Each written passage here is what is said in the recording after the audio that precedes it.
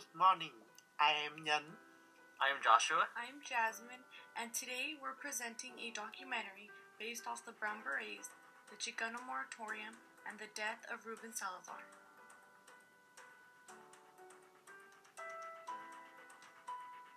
Throughout the 1900s, Mexican Americans had faced many harsh experiences in the United States, such as racism, inequality, and discrimination. During the late 1960s and 1970s, the Chicano movement began, and this movement spread in many Chicano communities. The Brown Berets were one of the most renowned Chicano activists of the time. The Brown Berets originated when 6 young Chicanos formed the Corps of Young Citizens for Community Action in May 1966 in East LA. The YCCA were the Brown Berets' predecessors and addressed different issues Mexican Americans faced in the barrios and schools. As the YCCA exponentially grew, with more members, they changed their name to Young Chicanos for Community Action. Around the same time, Chicanos experienced increasing incidents of police brutality in East LA. The founders of the Brown Berets, Don Williams and Carlos Montes, wanted to bring awareness of the dilemmas Mexican Americans faced at this time. Thus, the Brown Berets officially formed in East LA on December 3, 1967. The Brown Berets were protectors of Chicanos and usually dressed in khakis and wore a brown beret. And the brown beret was a symbol of Chicano pride, culture, race, and history. The Brown Berets' cause was to fight against discrimination, political harassment, inadequate public schools, inadequate health care, lack of political representation, and of course, the Vietnam War. In January 1968, they organized their first demonstration against police brutality in East LA. And by September of 1968, they became a national organization and had open chapters in 12 states. In 1969, the Brown Berets continued to expand its community by opening the first Chicano free health clinic in Los Angeles, and they successfully promoted unity throughout California by creating barrio peace and unity in a national level. Even to this day, the Brown Berets are active in supporting Mexican American equal rights.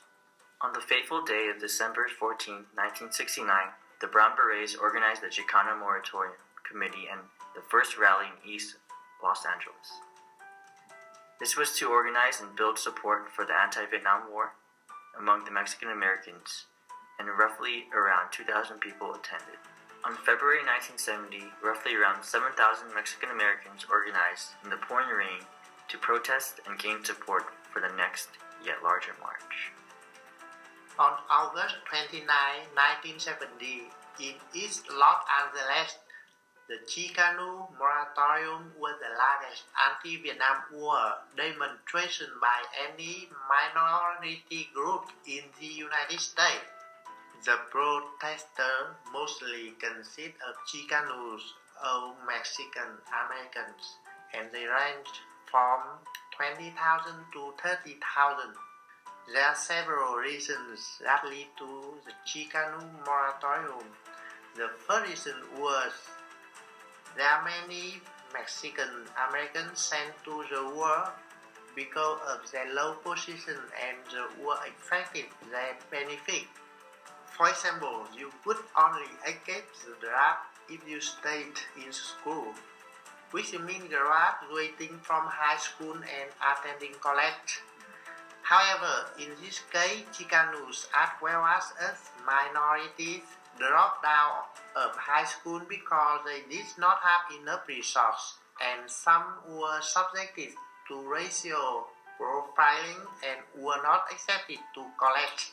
Moreover, the inner city schools did not encourage Chicanos to go to the college, and hence when they left at age 18, the boys were ripe for the draft. The war was also depleting federal funding in President Johnson's war on poverty, reducing preschool programs, job retraining, and reduced other social and economic programs that attempt to alleviate poverty in the barrios.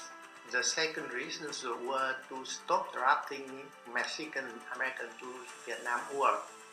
At one level, it revealed that the Chicano movement had integrated the U.S. unnecessary and unjust intervention in Vietnam and Southeast Asia had a major issue in the movement. Chicanos was disproportionately being drafted into the military, with many sent to Vietnam and many never returned, or they returned physically or emotionally wounded, and usually bought. Since 1965, U.S. troops are involved in the Vietnam War. There are 180,000 troops in 1965, 360,000 in 1966, and 500,000 in 1967. By 1966, there are 4,000 Americans had been killed. By 1967, young men were burning their draft cards or fleeing to Canada to avoid fighting in what they considered an unjust war. The third reason was Mexican-Americans find out that Mexican-American casualties in the Vietnam War coming in disproportionate number to their population, 20% of casualties when they comprised 10% of American population. After the marchers entered into Laguna Park and the speeches and entertainment began, Squatter County Sheriff backed up by Los Angeles police stormed the rally with baton and tear gas rifles. They attacked a peaceful demonstration, injuring some, arresting many, and killing 3 Chicanos. The police, notorious for abuse against Chicanos, were not going to allow them to rule the streets of East Los Angeles. Even for one day, Chicanos bravely fought back, and a police riot issued that afternoon.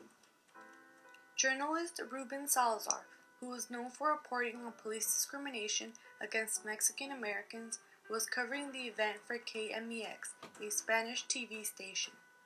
An incident erupted during the protest, causing chaos and looting. Police officers soon began to move in, holding batons and firing tear gas at everyone. As the riot grew larger, Salazar ducked inside the Silver Dollar bar. A deputy then fired inside the bar twice. Dozens of people came out, but Salazar was not one of them. LAPD claimed they were following someone who had stolen something, yet they shot directly at Salazar, killing him with a shot to the head. One of his colleagues even said that he was ordered to leave the area when he explained that Salazar had been shot and was still inside the property. It wasn't until about 3 hours later that a pair of homicide detectives from the Los Angeles County Sheriff's Department finally arrived to examine the body. A KMEX news staff member who was helping Salazar cover the event later told everyone that Salazar had suspected he was being followed that day. Although there is no evidence that Ruben Salazar was assassinated, many Chicanos believe he was. For weeks, LAPD had threatened Salazar because he would often write articles on police brutality and discrimination against Mexican Americans, yet Salazar continued to report on their actions. Many Chicanos looked up to him because he served as a voice for them during this time. Dolores Huerta even said he was ahead of his time for being the first Mexican-American journalist from mainstream media to cover the Chicano community. Chicanos believe he was assassinated because he was always exposing cases of discrimination and injustice without holding anything back. No action was ever taken against the officer who was responsible for his death, Deputy Thomas Wilson, but LA County did pay $700,000 to the Salazar family to settle a wrongful death lawsuit.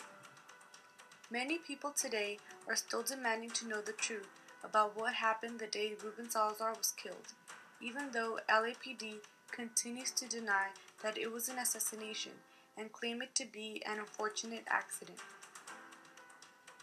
Most recently, in 2011, the sheriff's files that contain information on the death of Ruben Salazar were made available to several veterans of the 1970s Chicano moratorium. The Chicano moratorium in 1970 was meant to be a peaceful protest. However, it ended in violence when the LAPD intervened and forced the protesters to disperse. This protest played a major key role in ending America's involvement in the Vietnam War. To many Chicanos and Chicanas, the Chicano moratorium was a significant Chicano movement that expressed Chicano civil rights and built a sense of community for the Mexican Americans throughout the United States.